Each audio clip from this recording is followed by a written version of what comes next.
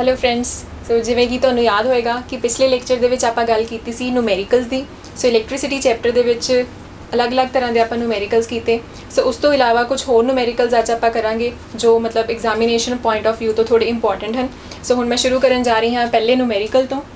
ਸੋ ਪਹਿਲਾਂ ਆਪਾਂ ਸਟੇਟਮੈਂਟ ਦੇਖੀਏ। ਸਟੇਟਮੈਂਟ ਦੇ ਵਿੱਚ ਕੀ ਗਿਵਨ ਹੈ, a battery of 9 volt 9 volt means ਆਪਾਂ ਨੂੰ ਪੋਟੈਂਸ਼ੀਅਲ ਡਿਫਰੈਂਸ ਦੀ ਵੈਲਿਊ ਦਿੱਤੀ ਹੋਈ ਹੈ 9 volt is connected in series with resistors of. So resistors ਜਿਹੜੇ ਹਨ ਉਹਨਾਂ ਦੀਆਂ ਰਜਿਸਟੈਂਸਿਸ ਦੀ ਵੈਲਿਊਜ਼ ਹੈ 0.2 ohm 0.3 ohm 0.4 ohm 0.5 ohm and 12 Om.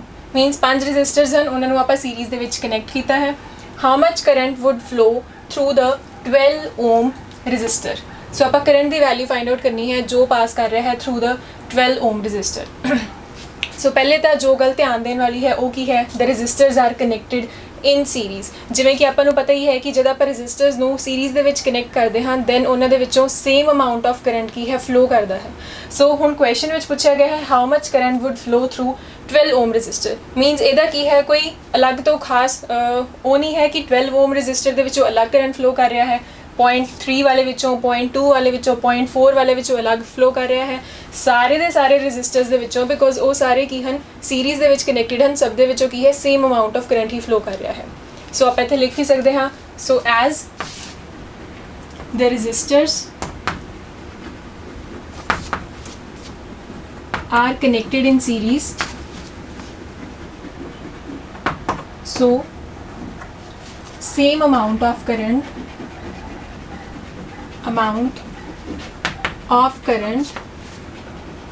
flows through each of them. ਸੋ ਹੁਣ ਆਪਾਂ ਉਹ ਕਰੰਟ ਕੈਲਕੂਲੇਟ ਕਰੀਏ ਜੋ ਕੀ ਹੈ ਸਾਰੇ ਰਜਿਸਟਰਸ ਦੇ ਵਿੱਚੋਂ ਫਲੋ ਕਰ ਰਿਹਾ ਹੈ, ਮੀਨ ਸੇਮ ਅਮਾਊਂਟ ਆਫ ਕਰੰਟ। ਸੋ ਪਹਿਲੇ ਤਾਂ ਆਪਾਂ ਲਿਖੀਏ ਪੋਟੈਂਸ਼ੀਅਲ ਡਿਫਰੈਂਸ ਕਿੰਨਾ ਗਿਵਨ ਹੈ ਆਪਾਂ ਨੂੰ, ਪੋਟੈਂਸ਼ੀਅਲ ਡਿਫਰੈਂਸ ਸੋ ਇਹਦੀ ਵੈਲਿਊ ਹੈ 9 ਵੋਲਟ। ਦੈਨ ਆਪਾਂ ਨੂੰ ਰੈਜ਼ਿਸਟੈਂਸਿਸ ਗਿਵਨ ਹਨ 5 ਰਜਿਸਟਰਸ ਦੀਆਂ, because they are connected in series. So ਮੈਂ ਇੱਥੇ ਫਾਰਮੂਲਾ ਲਗਾਵਾਂਗੀ resistance, so equivalent resistance when the resistors are connected in series is equal to, so ਆਪਾਂ ਕੀ ਕਰਾਂਗੇ ਸਾਰੀਆਂ resistances ਨੂੰ add up ਕਰਾਂਗੇ। so 0.2 ohm plus 0.3 ohm plus 0.4 ohm plus 0.5 ohm and lastly 12 ohm। so add ਕਰਨ ਤੇ ਆਪਣੇ ਕੋਲ ਕੀ answer ਆਏਗਾ, ਸੋ ਪੁਆਇੰਟਸ ਵਾਲੇ ਡਿਜਿਟਸ ਐਡ ਕਰਾਂਗੇ ਆਪਣੇ ਕੋਲ ਆਏਗਾ 5 + 4 9 + 3 12 + 2 14। ਸੋ 1.4 ਇੱਥੋਂ ਆ ਰਿਹਾ ਹੈ ਪਲੱਸ 12 ਹੋ ਰਿਹਾ ਆਪਣੇ ਕੋਲ, ਸੋ 12 ਐਂਡ 1.4। ਸੋ ਮੈਂ ਪੁਆਇੰਟਸ ਵਾਲੇ ਅਲੱਗ ਤੋਂ ਐਡ ਕਰ ਲਏ ਹਨ। ਸੋ 5 + 4 9 + 3 12 + 2 14, ਲੇਕਿਨ ਵਿੱਚ ਪੁਆਇੰਟ ਵੀ ਹੈ। ਸੋ 1.4 ਹੈ ਤੇ ਆਪਾਂ ਐਡ ਕਰ ਰਹੇ ਹਾਂ 12। ਸੋ ਆਂਸਰ ਆ ਰਿਹਾ ਹੈ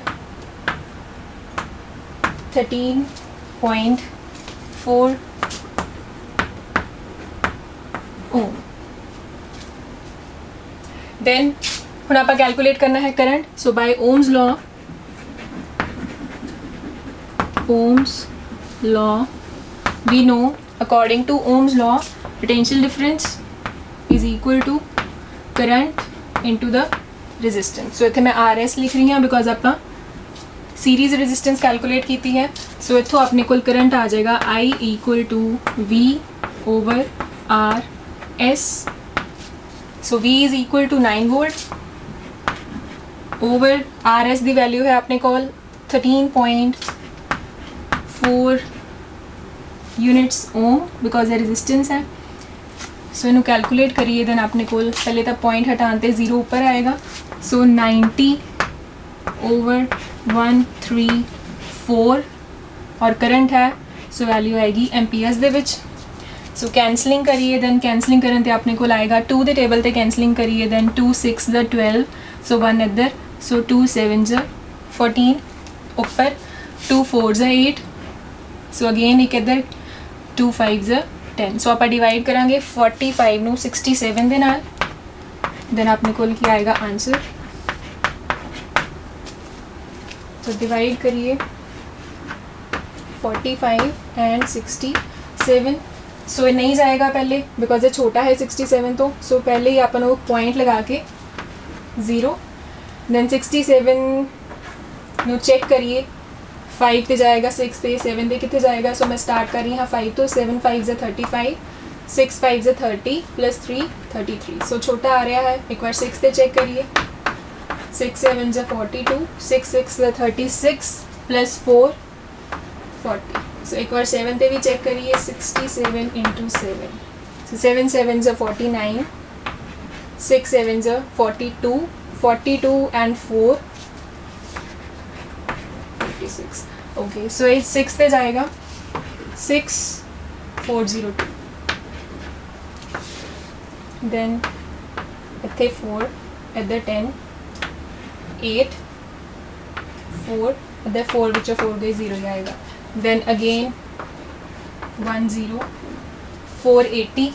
सो 480 के आप देख ही सकते हैं कि हुण की है 7 के टेबल पे जाएगा बिकॉज 8 के ऊपर की है वैल्यू ज़्यादा वड्डी हो जाएगी। सो 6 7 4 6 9। सो अपने को कैंसलिंग करने ते आएगा 1 1। So that's it. आप सिर्फ 2 डिजिट्स तक ही आंसर रिटेन करिए। सो करंट की वैल्यू आपने को लाई 0.67 एम्पीयर। और अगर एंड ते आंसर विच देना होवे बिकॉज जिस फॉर्म च क्वेश्चन पूछा होंदा है आपन आंसर भी उसी फॉर्म दे विच देना होंदा है। सो आप लिखांगे सो उन्होंने पूछा है how much current would flow through 12 ohm resistor. So similarly आप हुण की लिखांगे that 0.67 ampere of current would flow through 12 ohm resistor. नाल दी नाल आप शुरू दे विच ये भी दस दिता है कि इन्ना ही करंट की है सारे दे सारे रजिस्टर्स दे विचों फ्लो करेगा। मतलब कि 0.2 ओम वाले रजिस्टर दे विचों 3.3 वाले विचों 0.4 0.5 सब दे विचों कितना करंट फ्लो करेगा 0.67। सो एक सिंपल जिहा न्यूमेरिकल सी जस्ट ये समझना जरूरी सी कि ये जो करंट की वैल्यू है वो की है सेम रहेगी through each of the resistor. So simply मैं ये किया जस्ट पहले एक रीजन दिता कि सेम अमाउंट ऑफ करंट क्यों फ्लो करेगा because they are connected in series. Then potential difference given सी रजिस्टर्स दी रजिस्टेंसिस गिवन सी उत्थे फॉर्मूला लगाया सीरीज का। देन ओम्स लॉ यूज़ किया and according to Ohm's law so V is equals to IR current की value आप calculate की दैट इज़ 0.67 एम्पीयर। सो इस तो बाद आप अगले न्यूमेरिकल वाल चलिए। ये है अपने अगले न्यूमेरिकल की स्टेटमेंट। सो आप पहला स्टेटमेंट देखिए कि की चीज़ा गिवन हैं। So several electric bulbs designed to be used on a 220 volt electric supply line are rated 10 watt। So एक तो आपको potential difference means supply voltage की वैल्यू गिवन है 220 वोल्ट है plus are rated 10 watt. So watt तो आपको पता लग रहा है कि की चीज़ गिवन है आपको ये है पार। सो पार गिवन है उन्होंने that is 10 watt each. So how many lamps can be connected in parallel. So इतने आपको केड़ा कॉम्बिनेशन दिता है parallel combination with each other across the two wires of 220 volt line if the maximum allowable current is 5 amperes। so नाल दी नाल आपको maximum allowable current की वैल्यू भी given है 5 एम्पीयर प्लस नाल आपको की किया गया है कि पैरेलल दे विच ज्वाइन किया है। सो पोटेंशियल डिफरेंस की वैल्यू की रहेगी हर एक बल्ब के अक्रॉस की है सेम रहेगी बिकॉज पैरेलल कॉम्बिनेशन दे विच की है करंट डिवाइड होंदा है लेकिन पोटेंशियल डिफरेंस की वैल्यू की है सेम रहेगी। सो आप शुरू करिए। फर्स्ट ऑफ ऑल मैं लिख रही हूँ लेट द आप कैलकुलेट करना है number of lamps. So first of all मैं लिख रही हूँ let the resistance of each lamp let the resistance या वैल्यू ऑफ रेजिस्टेंस भी लिख सकते हैं ऑफ ईच लैम्प बी कुछ भी सपोज चलो R1 सपोज कर लेने R1 ओम। देन जो चीज़ें गिवन हैं वो भी लिखिए। सप्लाई वोल्टेज है 220 volt supply voltage 220 volt. Then power given है दैट इज 10 वॉट और lastly maximum allowable current. So simply current लिख रही है मैं इतने करंट की वैल्यू दैट इज आई वो कितना गिवन है 5 एम्पीयर। सो आप एक लैंप तो शुरू करिए। सो आप रेजिस्टेंस ऑफ ईच लैंप ले रहे हैं R1। सो वी नो सो पार के फॉर्मूले आप 3 फॉर्मूले पढ़े थे। Power P is equal to so to remind ਕਿ ਕੀ ਫਾਰਮੂਲਾ ਸੀਗੇ, ਇੱਕ ਤਾਂ ਸੀ power is equal to V into I। Next ਅਗਰ V ਦੀ ਜਗ੍ਹਾ ਅਗਰ ਸਬਸਟੀਟਿਊਟ ਕਰ ਦਈਏ V is equal to IR, so ਇੱਥੇ ਫਾਰਮੂਲਾ ਕੀ ਬਣ ਗਿਆ I ਸਕੁਆਇਰ R। ਸੋ ਇਹ ਸੀ ਦੂਸਰਾ ਫਾਰਮੂਲਾ। ਇਸੇ ਤਰ੍ਹਾਂ ਹੁਣ ਅਗਰ I ਨੂੰ ਸਬਸਟੀਟਿਊਟ ਕਰੀਏ ਆਪਾਂ, I ਦੀ ਵੈਲਿਊ ਕੀ ਹੋਏਗੀ from Ohm's law V over R। ਸੋ ਇੱਥੇ ਸਬਸਟੀਟਿਊਟ ਕਰਨ ਤੇ ਆਪਣੇ ਕੋਲ ਆਏਗਾ V square over R Square, ਇੱਕ R ਨਾਲ ਇੱਕ R ਕੈਂਸਲ। ਸੋ ਥਰਡ ਫਾਰਮੂਲਾ ਸੀ ਆਪਣੇ ਕੋਲ V ਸਕੁਆਇਰ ਓਵਰ R। ਸੋ ਇਹਨਾਂ ਤਿੰਨੋਂ ਫਾਰਮੂਲੇਜ਼ ਦੇ ਵਿੱਚੋਂ ਆਪਾਂ ਯੂਜ਼ ਕਰ ਰਹੇ ਹਾਂ ਜਿਹਦੇ ਵਿੱਚ ਕੀ ਹੈ ਰੈਜ਼ਿਸਟੈਂਸ ਦੀ ਗੱਲ ਹੋ ਰਹੀ ਹੈ, ਪਲੱਸ ਜੋ ਚੀਜ਼ਾਂ ਆਪਾਂ ਨੂੰ ਗਿਵਨ ਹਨ ਮੀਨਸ ਪਾਵਰ ਗਿਵਨ ਹੈ, ਰੈਜ਼ਿਸਟੈਂਸ ਦੀ ਗੱਲ ਕਰ ਰਹੇ ਹਾਂ। ਸੋ ਮੈਂ ਫਾਰਮੂਲਾ ਯੂਜ਼ ਕਰਾਂਗੀ power is equals to V square over R because ਆਪਾਂ ਨੂੰ V ਦੀ ਵੈਲਿਊ ਵੀ ਗਿਵਨ ਹੈ। So power is equal to V square over R। So ਇਹ ਤਾਂ ਜਨਰਲ ਫਾਰਮੂਲਾ ਹੈ। ਅਗਰ ਹੁਣ ਆਪਾਂ ਲੈਂਪ ਦੀ ਗੱਲ ਕਰ ਰਹੇ ਹਾਂ ਉਹਦੀ ਰੈਜ਼ਿਸਟੈਂਸ ਨੂੰ ਮੈਂ R1 ਲਿਖਿਆ ਹੈ, ਸੋ ਦੈਟ ਇਜ਼ ਵਾਈ ਮੈਂ ਇੱਥੇ ਵੀ ਕੀ ਹੈ ਹੁਣ R1 ਲਿਖਣ ਜਾ ਰਹੀ ਹਾਂ। R1 ਆਪਾਂ ਕੈਲਕੂਲੇਟ ਕਰਨਾ ਹੈ R1, ਸੋ ਉਹਨੂੰ ਮੈਂ ਇੱਧਰ ਲੈ ਆਈ ਔਰ ਪਾਰ ਕੀ ਹੈ ਨੀਚੇ ਆਏਗੀ। ਸੋ V square over value of ਪਾਰ। ਸੋ V ਸਕੁਆਇਰ ਕਰਨ ਤੇ ਆਪਣੇ ਕੋਲ ਕੀ ਆਏਗਾ 220 ਦਾ ਸਕੁਆਇਰ। ਪਾਰ ਦੀ ਵੈਲਿਊ ਗਿਵਨ ਹੈ ਆਪਣੇ ਕੋਲ 10 ਵਾਟ।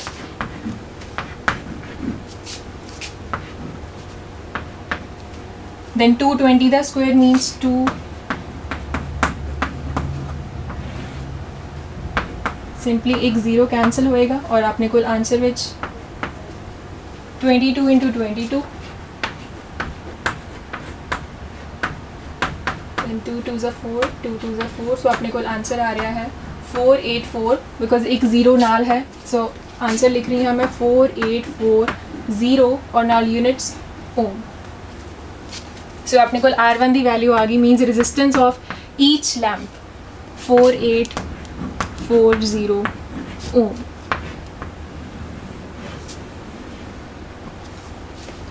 सो हुण आप अगे चलिए, हुण आप पूरे सर्किट की गल करिए कि पूरे सर्किट की जो रेजिस्टेंस है मान लो वो की है कैपिटल R है। सो कैपिटल R वो की है resistance of the circuit.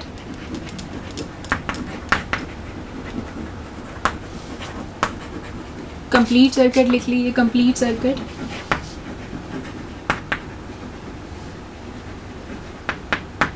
Now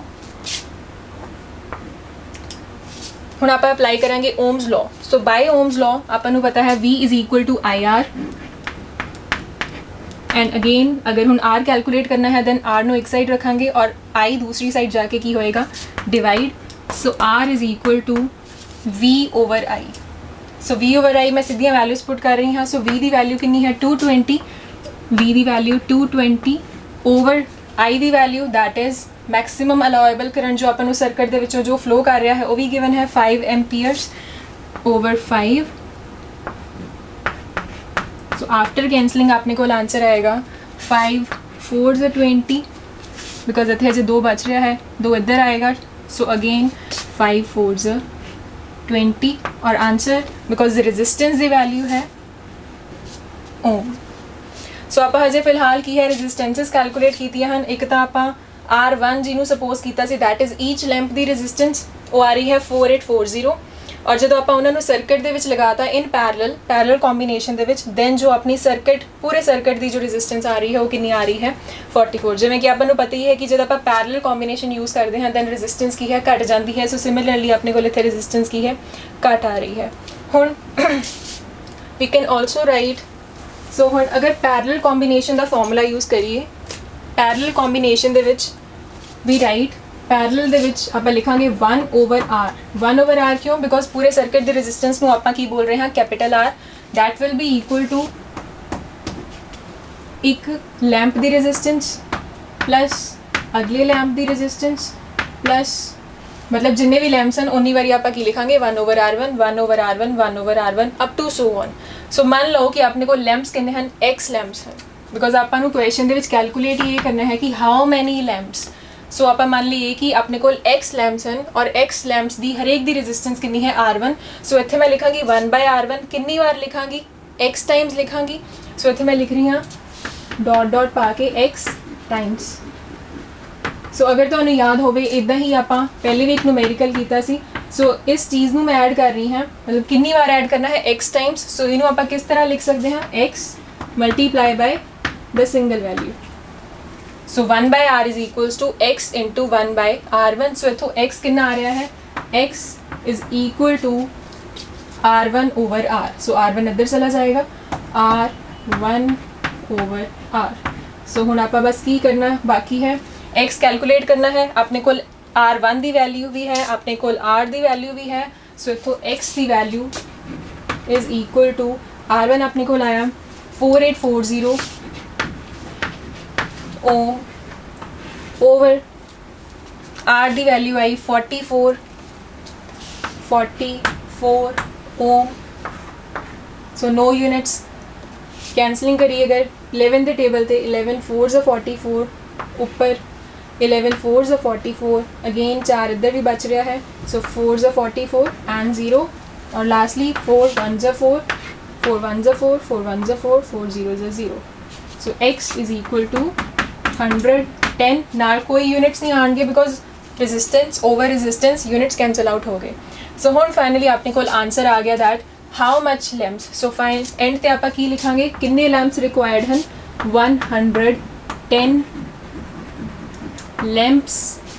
so जिस भी फॉर्म च क्वेश्चन पूछा गया है can be connected in parallel, that's it. अगर चाहिए तो पूरी लाइन भी लिख सकते हैं। सो आप इस क्वेश्चन की कीता नंबर ऑफ लैंप्स पूछे गए सी आपां नूं। सो जो वैल्यू जो चीज़ा गिवन सी उन्होंने यूज़ करके आप की कीता रेजिस्टेंसेस ते पहुंचे कि आप पहले रेजिस्टेंस तो शुरू हुई है, रेजिस्टेंसेस तो आप की है नंबर ऑफ लैंप्स कैलकुलेट कर सकते हैं। सो 3 चीज़ा गिवन सी, तीनों चीज़ा लिखन तो बाद resistance of each lamp suppose की R1 ओम। दैन आपको फॉर्मूला पता है पार दा, that is v square over r। सो इत्थे मैं R1 लिखा बिकॉज आप रेजिस्टेंस ऑफ ईच लैंप नू R1 बोलिया सी। R1 नू एक साइड रख के v स्क्वेयर ओवर p की वैल्यू कैलकुलेट की और अपने को वैल्यू आई R1 की 4840 ओम।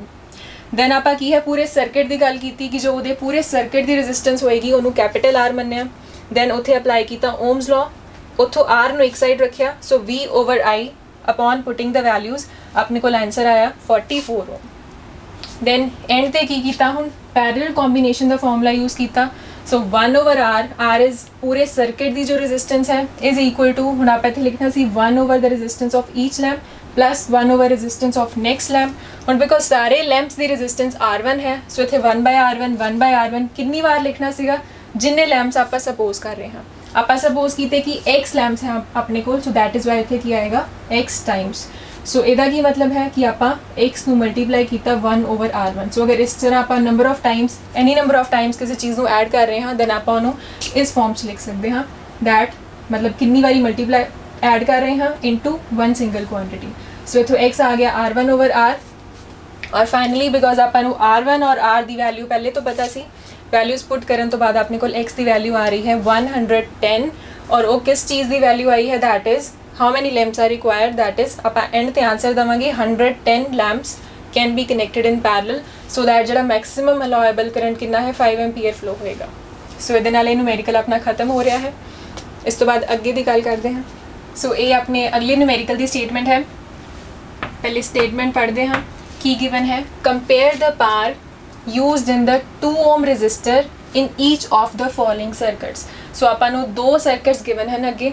सो उन्होंने दोनों दे विच की है 2 ओम रजिस्टर दी यूज़ हो रहा है। सो पहले सर्किट दे विच आपां 2 ओम वैल्यू वाला रजिस्टर यूज़ किया है, दूसरे सर्किट दे विच भी। सो आपां कंपेयर की करना है कि दोनों केसिस दे विच पावर कितनी आ रही है। सो किहदे विच वध है किहदे विच घट है।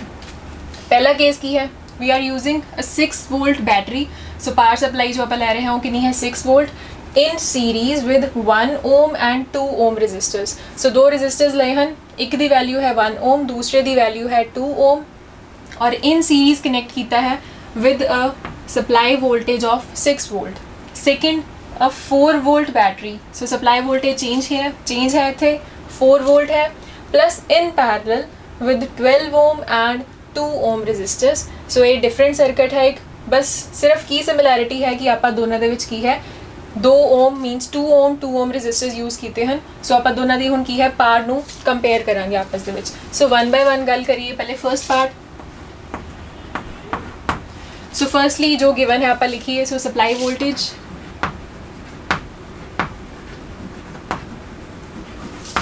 सो V दी वैल्यू 6 वोल्ट। उस तो बाद 1 ohm and 2 ohm resistors they are connected in series, so series that is why आप लिखांगे फॉर्मूला सीरीज कॉम्बिनेशन ਦਾ, so RS is equals to आप दोनों रेजिस्टेंसेस ਨੂੰ ਐਡ ਕਰੀਏ, so 1 ohm plus 2 ohm 3 ohm. then again using Ohm's law, by Ohm's law V is equals to I R, so R, so ਇੱਥੇ ਆਪਾਂ RS ਦੀ ਗੱਲ ਕਰ ਰਹੇ ਹਾਂ, that is why RS। सो आप कैलकुलेट की करना है, सो करंट अननोन वैल्यू है, so I is equal to V over RS। V दी वैल्यू है 6 वोल्ट ओवर RS दी value that is 3 ohm, 3 2 6 because current है, सो करंट दी यूनिट एम्पीयर। सो करंट दी वैल्यू अपने को आ गई है इतने 2 एम्पीयर। देन हुण आपां कैलकुलेट करनी है पार, सो पार दा फॉर्मूला लिखिए आपां, power P is equal to I square into R, because हुण पार आपां किहदे विच कैलकुलेट करनी है, power use in the 2 ohm resistor. So आप इत्थे इस तरह भी लिख सकते हैं that power use in the 2 ohm resistor ਉਹਦੀ वैल्यू कितनी होएगी I स्क्वेयर इंटू R। ਹੁਣ बिकॉज करंट ਤਾਂ सेम है, बिकॉज सीरीज़ ਦੇ ਵਿੱਚ ਜੁਆਇਨ ਕੀਤੇ ਹੋਏ ਹਨ, same amount of current flow कर रहा है दोनों रजिस्टर्स के थ्रू, लेकिन जो पार कैलकुलेट करनी है वो आप कैलकुलेट करनी है फॉर 2 ओम रजिस्टर। सो इत्थे जो आप रजिस्टेंस की वैल्यू पुट करांगे, किहड़ी वैल्यू पुट करांगे, 2 ओम। सो ज़्यादा क्लीयर होवे तुहानू इत्थे इस तरह भी लिख सकते हैं, power used in 2 ohm resistor, so that is why आप इत्थे R की वैल्यू 2 ओम पुट करांगे। P is equal to current की वैल्यू सेम 2 एम्पीयर, सो 2 दा स्क्वायर इंटू हुण रेजिस्टेंस, ध्यान दे नाल रेजिस्टेंस आप आ वाली नहीं यूज़ करनी, रेजिस्टेंस आप किहड़ी यूज़ करनी है, जिहड़ी रजिस्टर दे अपनी गल की गई है क्वेश्चन दे विच, इंटू की आएगा 2, सो पार इज़ इक्वल टू 2 दा स्क्वायर 4, 4 2 ज़ा 8 वॉट। सो पहले सर्किट दे विच अपने कोल पार दी पार कंजप्शन आई है 8 वॉट। नैक्सट सैकेंड सर्किट की गल करिए हुण, सैकेंड सर्किट दे विच सो पोटेंशियल डिफरेंस या supply voltage that is 4 volt, potential difference that is 4 volt. then it is connected in parallel with 12 ohm and 2 ohm resistors।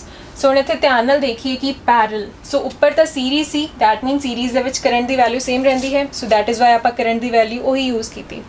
ਹੁਣ parallel ਦਾ ਕੀ ਮਤਲਬ ਹੈ ਕਿ ਜੋ ਦੋ ਰੈਜ਼ਿਸਟਰਸ ਹਨ ਦੋਨਾਂ ਦੇ ਅਕ੍ਰੋਸ ਜਿਹੜੀ ਪੋਟੈਂਸ਼ੀਅਲ ਡਿਫਰੈਂਸ ਦੀ ਵੈਲਿਊ ਹੋਏਗੀ ਉਹ ਕੀ ਰਹੇਗੀ, ਸੇਮ ਰਹੇਗੀ। सो 12 ओम रजिस्टर के अक्रॉस और 2 ओम रजिस्टर के अक्रॉस, दोनों के अक्रॉस वैल्यू कितनी है पोटेंशियल डिफरेंस की, that is 4 volt. So potential difference 4 volt एक ही है, दोनों के अक्रॉस है, सो आप इतने लिख सकते हैं same value of potential difference is present across 12 ohm and 2 ohm resistor।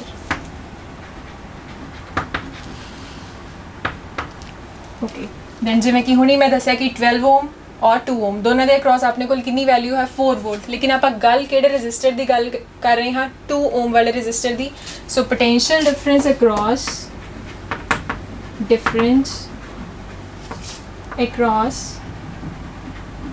2 ohm resistor वो भी कितनी होएगी, is equal to 4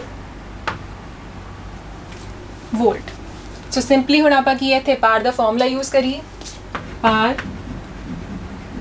P is equal to, हुण बिकॉज अपने को इत्थे की है पोटेंशियल डिफरेंस की वैल्यू गिवन है, हुण मैं फॉर्मूला यूज कर रही हाँ V स्क्वायर, जिवें कि पहला फॉर्मूला यूज किया सी मैं I और R दे नाल रिलेटेड, इत्थे मैं लिख रही हाँ V स्क्वायर ओवर R। सो V की वैल्यू पुट करांगे आपां 4 वोल्ट, R की वैल्यू आपां पुट करांगे 2 ओम, बिकॉज क्वेश्चन दे विच आपां नूं 2 ओम रजिस्टर की ही गल कीती है। V दा square over 2, so we gate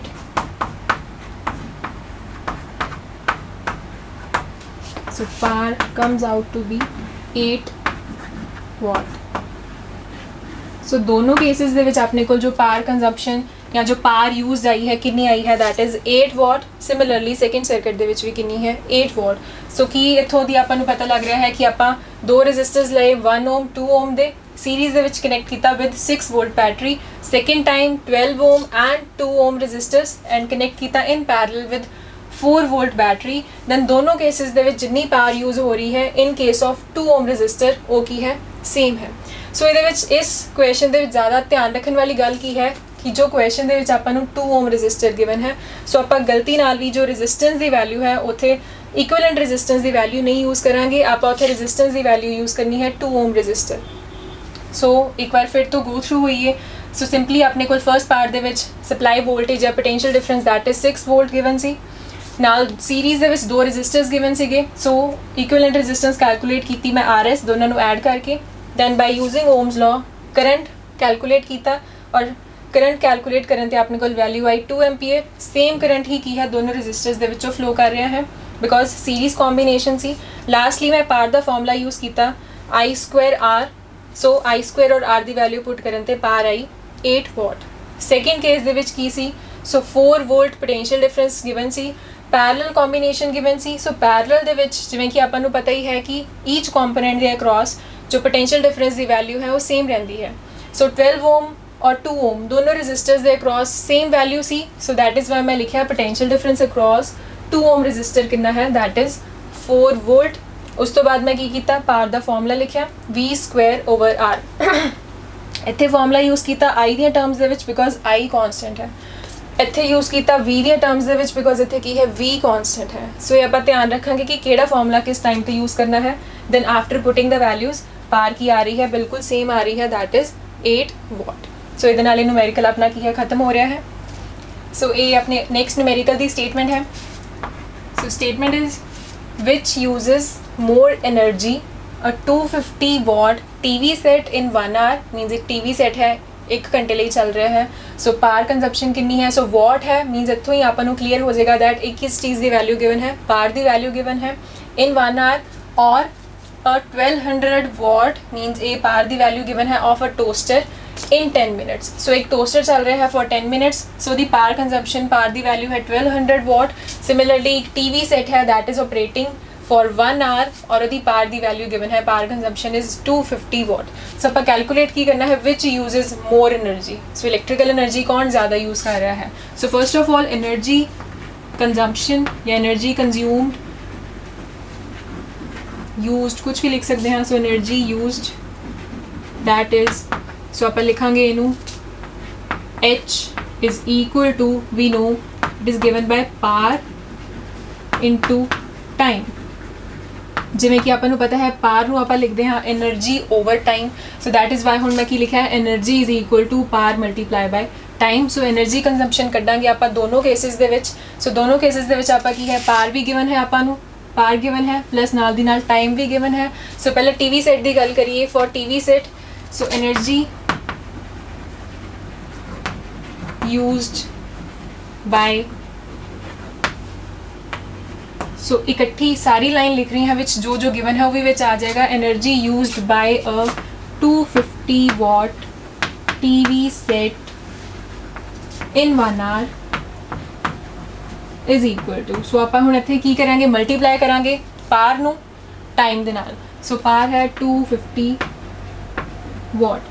हुण ये तो SI यूनिट दे विच सी, लेकिन आप हमेशा जो टाइम है वो आप सेकेंड्स दे विच यूज़ करते हैं। सो इनू सेकेंड्स दे विच कन्वर्ट करना पएगा। सो मर्जी है चाहे पहले आप कन्वर्जन कर सकते हैं या फिर डायरैक्टली भी आप यूज़ कर लीए बिकॉज हुण काफ़ी न्यूमेरिकल्स आप कर चुके हैं। सो सिंपली इत्थे मैं वैल्यू पुट करांगी 1 आवर दे विच कितने सेकेंड्स होंदे हैं पता होएगा तो। So 1 hour is equal to 60 minutes.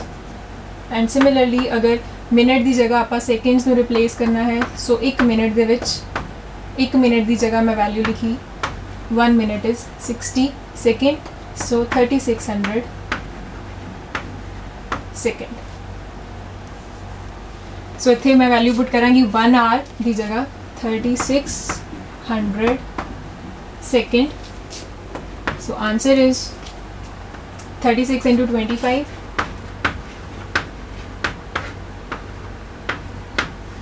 5 3s are 15 plus 3 18, then 6 2s are 12, 3 2s are 6 and 7, so 8 9 10, 7 8 9, so 900 ਦੇ ਨਾਲ 3 zeros ਹੋਰ, so ਮੈਨੂੰ ਲਿਖ ਰਹੀ ਹਾਂ 9 into, so total zeros ਕਿੰਨੀਆਂ ਹੋ ਗਈਆਂ 1 2 3 4 5 10 raised to power 5. सो अपने को की वैल्यू आई है, एनर्जी की वैल्यू आई है, so energy is in joule. Next हम दूसरे केस की गल करिए, टोस्टर. सो एनर्जी यूज्ड बाय टोस्टर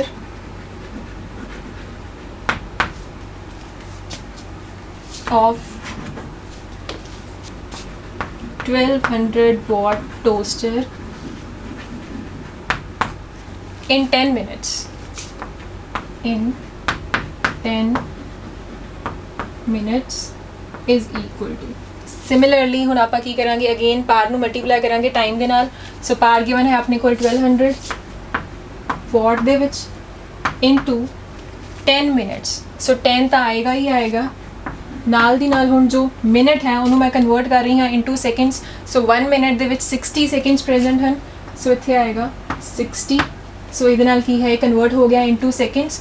ਸੋ ਉਹਨੂੰ ਮਲਟੀਪਲਾਈ ਕਰਨ ਤੇ ਆਪਣੇ ਕੋਲ ਕੀ ਆਏਗਾ, ਸੋ 12 6 ਦਾ 72, ਨਾਲ ਜ਼ੀਰੋਸ 1 2 3 4.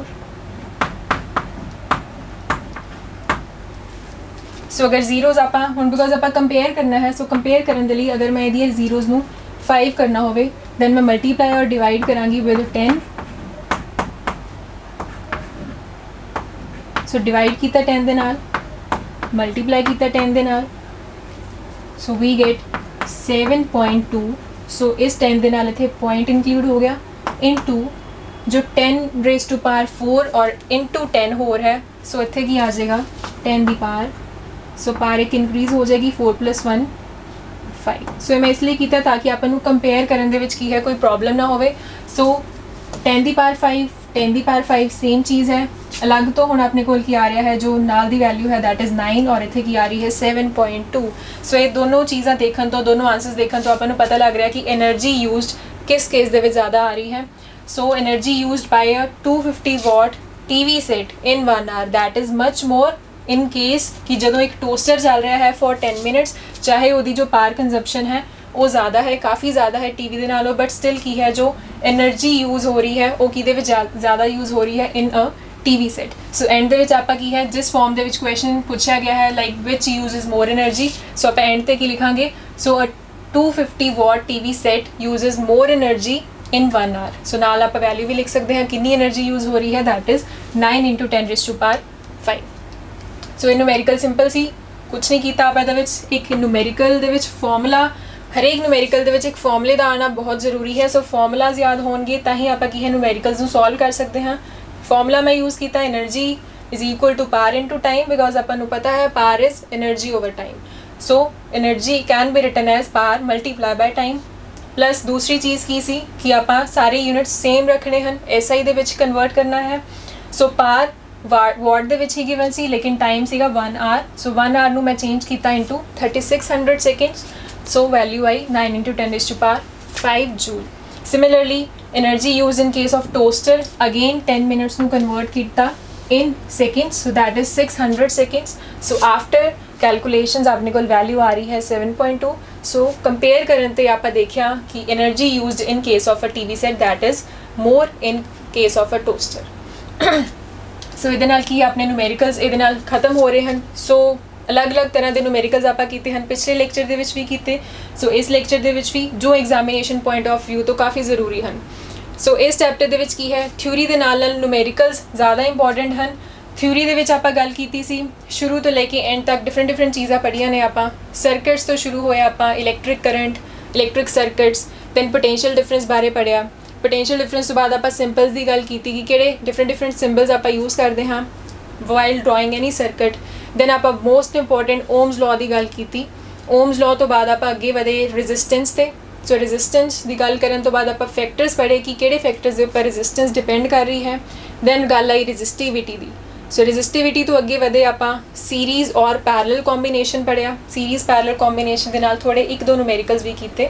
ਦੈਨ ਉਸ ਤੋਂ ਬਾਅਦ ਅੱਗੇ ਕੀ ਹੈ, ਉਸ ਤੋਂ ਬਾਅਦ heating effect of electric current. So heating effect of electric current that is also very important. ਉਸ ਤੋਂ ਬਾਅਦ ਫਾਈਨਲੀ ਲਾਸਟ ਆਪਣਾ ਟੌਪਿਕ ਸੀਗਾ ਇਲੈਕਟ੍ਰਿਕ ਪਾਰ ਦਾ। ਸੋ ਇਹ ਸਾਰਾ ਆਪਣਾ ਥਿਊਰੀ ਵਾਲਾ ਪਾਰਟ ਸੀਗਾ। ਸੋ ਬਾਰ-ਬਾਰ ਇਹੀ ਗੱਲ ਕਹਿ ਰਹੀ ਹਾਂ ਕਿ ਥਿਊਰੀ ਦੇ ਨਾਲ ਇਸ ਚੈਪਟਰ ਦੇ ਵਿੱਚ ਨੂਮੈਰੀਕਲਸ ਬਹੁਤ ਇੰਪੋਰਟੈਂਟ ਹਨ। ਸੋ ਇਹ ਸਭ ਕਰਨ ਦੇ ਨਾਲ ਆਪਣਾ ਇਹ ਚੈਪਟਰ ਜੋ ਇਲੈਕਟ੍ਰਿਸਿਟੀ ਚੈਪਟਰ ਸੀ ਅੱਜ ਖਤਮ ਹੋ ਰਿਹਾ ਹੈ। ਸੋ ਅਗਲੇ ਲੈਕਚਰ ਦੇ ਵਿੱਚ ਆਪਾਂ ਇਸ ਤੋਂ ਅਗਲੇ ਚੈਪਟਰ ਦੀ ਗੱਲ ਕਰਾਂਗੇ। ਅੱਜ ਦੇ ਲਈ ਇੰਨਾ ਹੀ। Thank you.